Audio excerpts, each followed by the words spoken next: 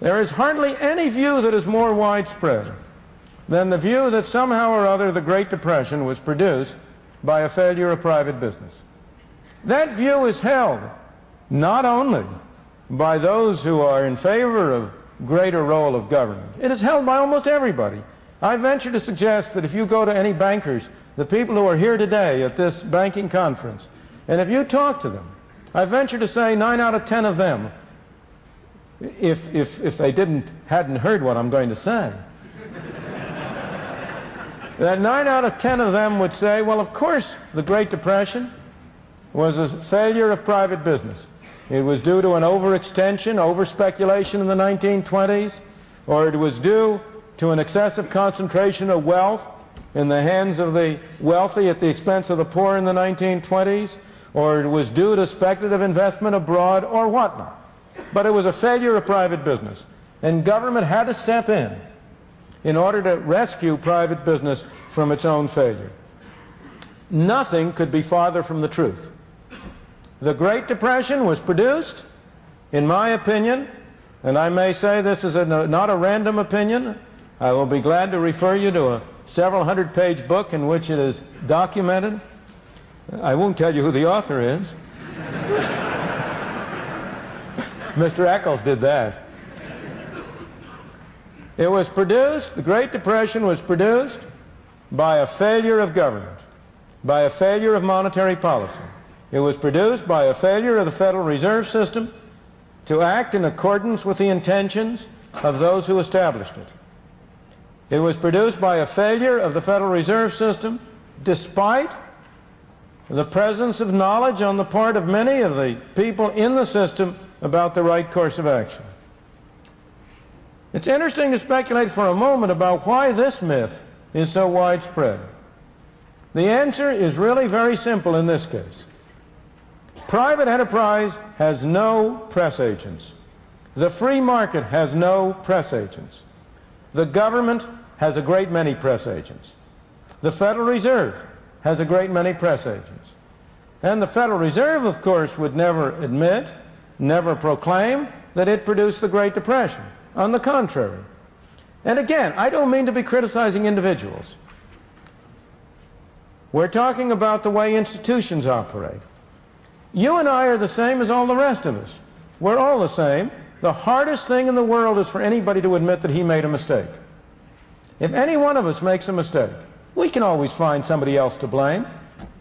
And if you read, as I have for my sins had to read, the annual reports of the Federal Reserve System over a 50-year period, there's only one element of humor that lightens that task, and that is the cyclical fluctuation in the powers of the Federal Reserve. In a good year, when things are good, when the economy is booming, you will read that the Federal Reserve, by its wise policy, by its efficacious management of money, has produced this fine situation. However, let things get bad, and all of a sudden the tone of the annual report is different. Then you discover that despite the best efforts of the Federal Reserve, outside forces combine to produce difficulties.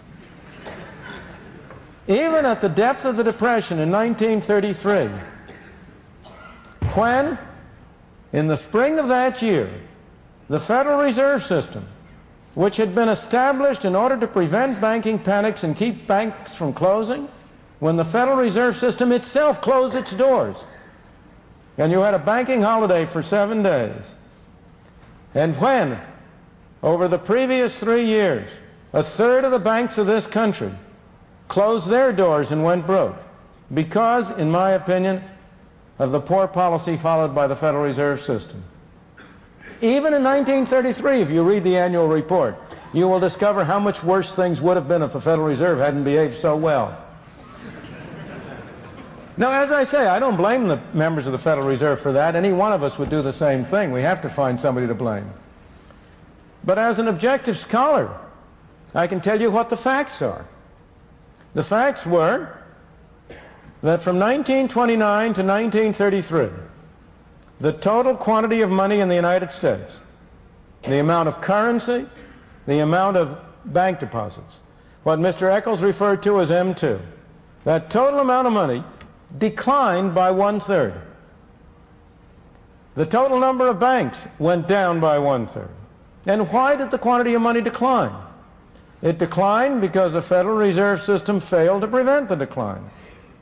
The Federal Reserve System could have prevented the decline at all times. There never was a moment during that period when the Federal Reserve did not have the power to prevent the decline in the quantity of money. If it had prevented the decline in the quantity of money, you might still have had a recession, but it would have been a garden variety recession. It would have been over in the middle of 1930 or early in 31 at the latest. It would not have been the major catastrophe, not only for this country but throughout the rest of the world. Moreover, this is not only hindsight. At all times, the people at the Federal Reserve Bank of New York and at a number of other banks were pleading with the Federal Reserve Board in Washington to do the right thing. At all times, there were people in Congress who were arguing that the Federal Reserve System should take a different course. At all times, there were outside commentators. One of the Canadian banks was particularly prescient, but there were other commentators who were pointing out the disastrous effects on the American economy of the restrictive policies that the Federal Reserve System was following, and which was permitting and facilitating a whole series of bank runs. So the Great Depression was not produced by a failure of business. On the contrary, it was produced by a failure of government, and a failure of government in an area in which responsibility had been assigned to government since the founding of this country. The Constitution of the United States. It gives Congress the power to coin money and set the value thereof. And it was in the management of this fundamental function of government that government failed and produced the Great Depression. We have learned from that failure. The Federal Reserve will not fail in the same way again. This time it will fail in a different way. This time it has been failing, not by producing a Great Depression, but by producing an inflation. Because just as you will hear the story that it was business that was responsible for the Depression, so you will today hear the story that it is labor and management that are responsible for inflation. It is the same kind of a myth. Inflation is made in one place and one place only, Washington, D.C. And in Washington, D.C., the chief source, immediate source of inflation is a Greek temple on Constitution Avenue, which houses the Federal Reserve Board.